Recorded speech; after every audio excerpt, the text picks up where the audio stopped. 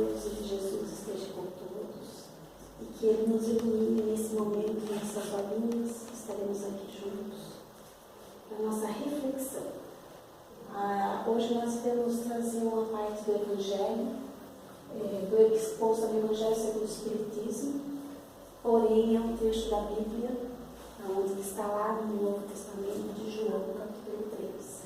João, que foi o que esteve mais próximo de Jesus, João que acompanhou Maria, João que foi o último dos apóstolos a desencarnar. E assim, ninguém pode ver o reino de Deus se não nascer de novo. Como que seria isso? Na visão espírita, nós iremos abordar isso daí no livro dos Espíritos, no Reencarnação, SOS Famílias de Walton, com a nossa querida Joana de Ângeles, pelo Evangelho, pelo Novo Testamento de João, e lá no final eu trouxe o Evangelho de João pela luz de Emmanuel de Chico Xavier. Então nós iremos correr um pouquinho, porque eu gostaria que todos nós participássemos daquela leitura, porque ela é uma leitura muito primorosa, que vale a pena todo mundo participar. Porque falar é uma coisa, agora todo mundo vivenciar, que cada um vai ter o seu olhar, cada um vai ter a sua impressão e vai guardar melhor dentro do coração. Jesus e Nicodemos nasceram de novo. Esse trecho do Evangelho, Nicodemos aparece 3 vezes na Bíblia. São 3 momentos apenas que Nicodemos aparece, porém, ele marca com as suas indagações, que são indagações nossas. São indagações que Jó, no Antigo Testamento, também tinha. E nós precisamos entender que, para a época, Nicodemos ele era um homem culto. Ele não era uma pessoa que vinha com pergunta vazia. E ele teve a resposta do Cristo. Mas assim, quem é que foi Nicodemos? Nicodemos, ele estava junto com os fariseus. Os fariseus eram um grupo de judeus dedicados ao estudo da lei de Moisés, doutores da lei, que se propunham a extrair o sentido espiritual do Velho Testamento, as leis divinas. Então vejam que Nicodemos estava inserido num grupo que não era um grupo qualquer, ele era um intelectual, e ele estava inserido junto com os fariseus, aonde ele também tinha conhecimento. Não era só isso. Nicodemos ele era um pesquisador. Para nós hoje, ele era um professor na época. Os fariseus, na verdade, eles viviam na mesma comunidade que os judeus. É importante citarmos isso para a época, porque às vezes a gente pode pensar que toda a história da Bíblia se frisa apenas nos judeus. E não eram apenas eles que existiam naquele contexto. Existiam os fariseus. Ao lado dos fariseus existiam os samaritanos, que eram descendentes das tribos de Israel. Nós sabemos aquelas 10 tribos lá atrás, que elas foram disseminadas, e cada tribo tinha um motivo na época de Israel. E tínhamos os essênios. Os essênios viviam também na região ali próximo do Mar Morto. Assim sendo, não eram apenas os judeus que estavam nessa denominação. Porém, eles não reconheciam as autoridades dos fariseus e dos judeus, nem os samaritanos e nem os essênios. Eles não reconheciam o templo de Jerusalém. Assim, podemos perceber a dificuldade que tinha de comunicação já entre eles, porque cada um tinha um preceito, cada um tinha uma ideia. E Nicodemos, assim como eu disse, o judaísmo não era a única religião, o único agrupamento que representava os descendentes de Israel. Porque assim a gente consegue compreender bem o contexto em que Jesus estava inserido, com quem ele estava se movimentando. E vemos várias partes, vários momentos na Bíblia, falando da samaritana, dos fariseus, a maneira que Jesus conduzia e navegava com muito talento, com muita maestria cada povo, sem discriminar nenhum, sem julgar nenhum. Nicodemos, ele era um mestre em Israel, era estudante profissional, entenda-se aqui, ele era o professor dos fariseus, ele era um intérprete e um doutor da lei, ou seja, ele falava algumas outras línguas, e ele definia algumas leis lá para a época dos fariseus.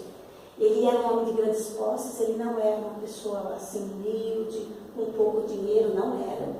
E ele ocupava uma uma posição muito prominente lá no Sinédrio. O Sinédrio está para hoje como se fôssemos para nós o fórum. Ali consta-se um juiz dentro do fórum, é o juiz quem manda no fórum, quem define quem vai ser julgado, quem não vai, se vai ser absolvido, se vai ser condenado. Era essa a condição que ele participava desse membro no Sinédrio. E o Sinédrio era para os judeus a lei máxima. Tudo que acontecia nos judeus, eles iriam pedir ao Sinédrio a autorização. Havia entre os fariseus um homem chamado Nicodemos, um notável líder entre os judeus. À noite, ele veio encontrar Jesus e lhe disse: Rabi, sabemos que vieste de Deus. Mestre, pois, ninguém faz estes sinais que tu fazes, se não estiver com ele. Está em João. Em João 3, capítulo 2. Ok. Quando ele diz isso, ele quis dizer para Jesus que ele fazia o que fazia porque ele era privilegiado, porque ele se denotava filho de Deus. Então, já que ele se denotava filho de Deus e que Deus dava a ele esses talentos, por isso que ele fazia isso. Mas Jesus lhe dá uma resposta firme, aonde ele diz que não era porque ele era filho de Deus que ele não viria ao reino de Deus, que ele não poderia nascer de novo. Ele ia explicar isso para ele. Não sou privilegiado, mas não com essas palavras, porque Jesus era o mestre. E a resposta de Jesus: digo-lhe a verdade, ninguém pode ver o reino de Deus se não nascer de novo. E Nicodemos insiste: como alguém pode nascer sendo velho? É claro que não pode entrar pela segunda vez no ventre de sua mãe e renascer. Jesus responde: digo-lhe a verdade, ninguém pode entrar no reino de Deus se não nascer da água e do Espírito. O que nasce da carne é carne, mas o que nasce do Espírito é Espírito. Nesse inteirinho todo do Evangelho, Jesus fala para Nicodemos: como que eu posso explicar para você coisas do Espírito se vocês estão ainda tão enraizados nas coisas da matéria? Nesse sentido, que Jesus também o questiona: mas você não é um doutor da lei e não conhece essa máxima? Não conhece que não podemos ir ao reino de Deus se não nascermos de novo? Então, é essa discussão, nesse nível mais intelectual, que eles têm. Mas aí Jesus está falando o que para Nicodemos, para nós, na nossa visão espírita? Lá atrás, lá no Antigo Testamento, em Jó, ele fala: mas quando o homem é morrido uma vez, quando o seu corpo separado de seu espírito foi consumido, o que é feito dele? Tendo morrido uma vez, poderia o homem reviver de novo? Nesta guerra em que me acho todos os dias da minha vida, espero que chegue a minha maturação. Este já era um conceito lá atrás dos Antigos Testamentos. E Nicodemos vinha daquela época mosaica, daquela época do Antigo Testamento. Ele vinha com essa concepção. Então, era uma nova era, ele conversando com Cristo, um divisor de águas que iria para ele clarear esse questionamento. Mas como que Nicodemos poderia entender isso se Nicodemos não conseguia entender o que era nascer de novo? Na cabeça dele era tudo muito material, não era isso? Eles faziam as ofertas lá, os discípulos não davam lá o que era de César, as moedas, não matavam bichos, entregavam lá para os fariseus. Era dessa maneira que eles faziam uma certa barganha para ele poder enxergar o reino de Deus. Aonde que está isso na nossa visão, no nosso contexto hoje espírita? Mas quando o homem há morrido uma vez, quando o seu corpo separado do seu espírito foi consumido, o que é feito dele? Encontramos ele aqui, o conceito da imortalidade da alma que a doutrina espírita nos explica claramente. Também, tendo morrido uma vez, poderia o homem reviver de novo? Aonde encontramos esse questionamento e essa resposta? No conceito da pluralidade das existências, na pluralidade das existências do mundo em evolução. Nesta guerra em que me acho todos os dias em minha vida, espero que chegue a minha maturação, ou seja, o meu conhecimento. Aonde eu encontro? No ser consciente da imortalidade, na pluralidade das existências, nas leis físicas e morais. Muito bem, Márcia, você falou tudo isso, mas aonde eu vou encontrar todas essas informações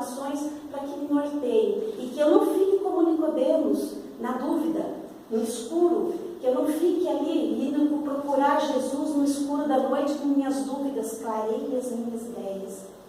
Para isso está aqui.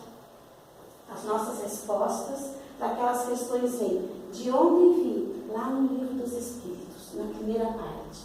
O que sinto? Está lá no Livro dos Espíritos, na segunda parte.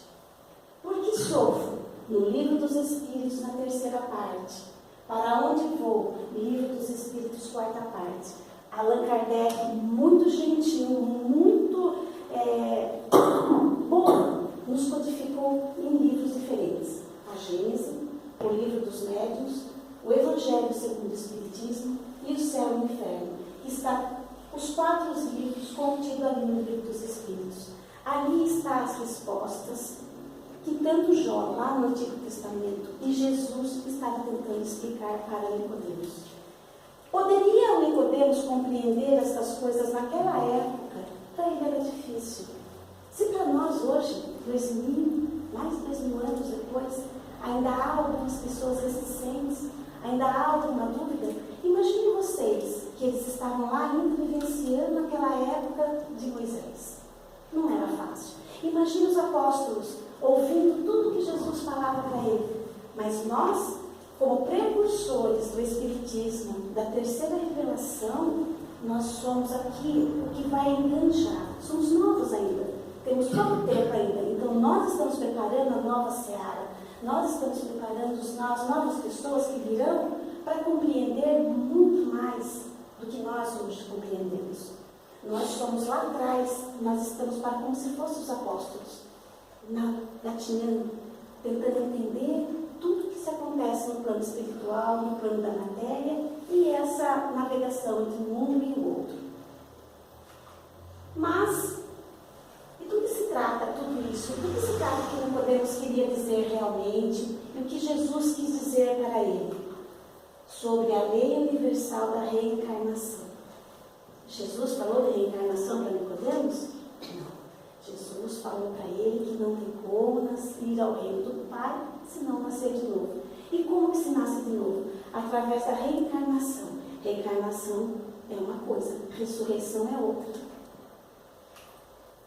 Punição ou castigo? Reencarnar é punição? Reencarnar é um castigo? Não, não é. Porque graças à reencarnação, nós temos o mecanismo da misericórdia, da justiça e do amor de Deus.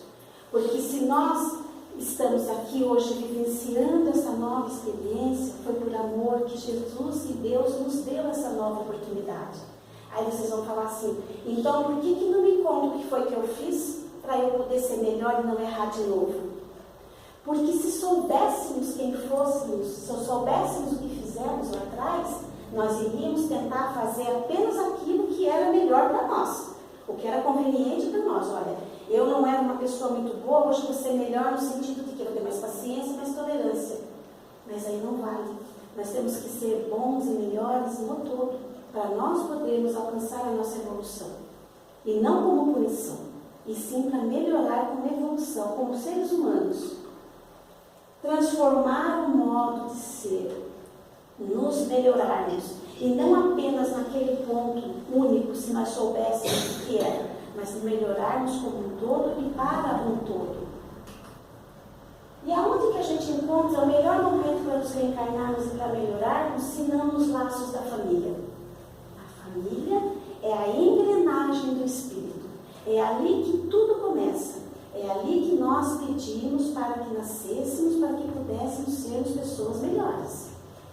Laços de família fortalecidos pela reencarnação e quebrados pela unicidade da existência. É através da engrenagem familiar que cada filho de Deus, matriculado no calendário do nascimento, vai se preparando para aprender e conviver, a conhecer e a respeitar a humanidade. Então tudo começa dentro de casa. Quando somos boas pessoas dentro de casa, como filho, como marido, como esposa, com certeza seremos boas pessoas lá na sociedade. Seremos boas pessoas lá no nosso ambiente de trabalho. Porque tudo começa ali, no alicerce familiar.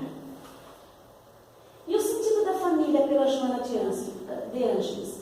Evoluímos todos juntos, um ajudando ao outro, respeitando e nos perdoando uns aos outros. para podermos nos reajustar. Para isso, são fixados compromissos de união antes do berço, estabelecendo-se diretrizes para a família, cujos membros voltam a se reunir com a finalidade de recuperação espiritual e de crescimento intelecto-moral. Nós pedimos à família, porque nós tínhamos certeza que nós iríamos ser pessoas melhores. Então, a família é o berço de tudo. É na família que começa o aprendizado da reencarnação e a misericórdia divina. Mas tem limites à reencarnação? Lá no Livro dos Espíritos, na questão 168, diz que a pergunta é limitado o número das existências corporais ou o espírito reencarna perpetuamente? A cada nova existência, o espírito dá um passo para diante na senda do progresso. Não tem involução, só tem evolução. Então, estamos aqui para aprender, para evoluir e para ir para frente. Não tem como pegarmos e irmos para... estamos na 5ª série e vamos para a 3ª. Não tem. Não tem escola. O planeta é uma grande escola, o nosso corpo é o nosso uniforme. Estamos aqui em aprendizado. Então, não tem como voltarmos para a 5ª série. Ou eu vou para a 6ª ou eu fico na 5ª série.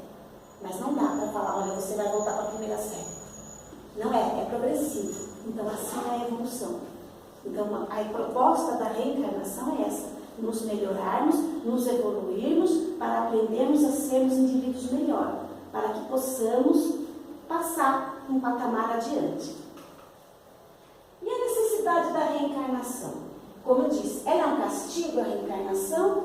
E somente os espíritos culpados estão sujeitos a sofrer? Nós somos culpados porque estamos aqui? Então nós não estamos numa escola, nós estamos num grande presídio, sofrendo, vamos pegar a chibata, vamos nos bater, nos açoitar o tempo todo, vamos sofrer, vamos chorar? Não. É um processo educativo. Precisamos nos desligar das ideias primitivas, pois o aprendizado é dinâmico. Imagine se Deus não é misericordioso conosco. Quem é pai, quem é mãe, pega uma criancinha, pega seu filho, pega seu neto, pega quem for fazendo um erro, você vai puni-lo. Você vai chamar a atenção dele. Mas aquela criança cresce, tem 12, 13, 14, você vai continuar chamando a atenção por aquilo que ela fez lá atrás? Olha, você vai ficar de castigo aí até você aprender. 35 anos, você vai continuar de castigo? Não é punitivo. É para aprender. Se nós, pais, mães, avós, não fazemos isso, quem dirá Deus, que é bom, soberano? Não é punitivo. O espírito está sempre começando a partir de onde ele parou. Ele pode não se desenvolver muito, mas não regride. Mas importar renascer. Renascer em que sentido? Como entender esse renascimento? Jesus falou em reencarnação. Renascer como? Nós renascemos todos os dias. Aí vem a lição de Emmanuel que eu trouxe para a gente poder ler na íntegra. Porque se a gente for ficar falando aqui, a gente vai ficar meio que secando o gelo. E nada melhor do que Emmanuel para pegar e nos despertar esse sentido da reencarnação. Qual é a proposta da reencarnação? E diz assim: na verdade te digo que aqueles que não nascem de novo não podem ver o reino de Deus. João 3, versículo 3.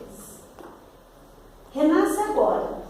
A própria natureza apresenta preciosas lições nesse particular. Sucedem-se os anos com matemática precisão, mas os dias são sempre novos, dispondo assim de 365 ocasiões de aprendizado e recomeço. Anualmente, quantas oportunidades de renovação moral encontrará a criatura no abençoado período da existência? Conserva do passado o que for bom e justo, belo e nobre, mas não guardes do pretérito os detritos e as sombras, ainda mesmo quando mascarados de encantador revestimento. Faze por ti mesmo, nos domínios da tua iniciativa, pela aplicação da fraternidade real, o trabalho que a tua negligência atirará fatalmente sobre os ombros de teus benfeitores e amigos espirituais. Cada hora que surge pode ser portadora de reajustamento. Se possível, não deixes para depois os laços de amor e paz que podes criar agora, em substituição às pesadas algemas do desafeto.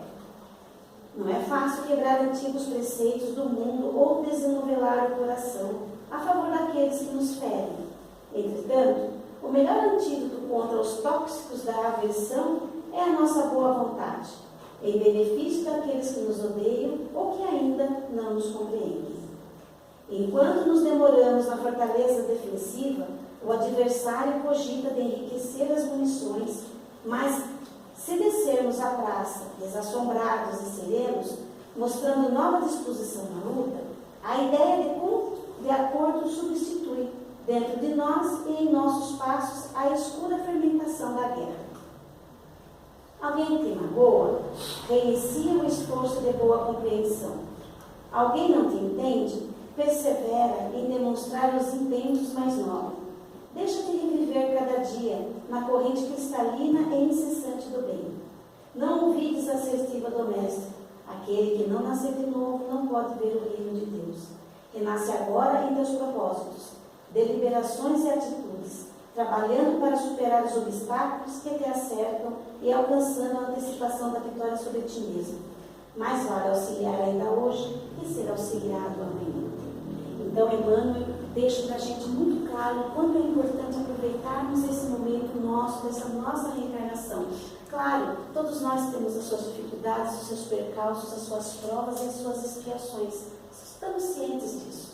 Mas quando estamos cientes das nossas provas e expiações com conhecimento, porque o Espiritismo nos dá isso, o conhecimento, e a partir do momento que temos o conhecimento, é libertador. Mas quando temos o conhecimento, temos a responsabilidade de agirmos corretamente. Porque sabemos que isso daqui é apenas um estágio. Nós estamos transvestidos de corpo físico, mas somos espírito vivenciando na matéria. Assim sendo, temos a certeza da imortalidade da alma e da pluralidade das existências. Nesse contexto, eu trouxe uma canção que eu gosto muito de finalizar. Esse grupo BEM, ele é lá no Espírito Santo, teve agora um congresso de evangelização de jovens e adultos, e essa canção foi feita para esse congresso e eu gostei muito, achei bem interessante, são jovens, são talentosos, eu acho que vale a pena dividir nesse momento. Se puder ajudar.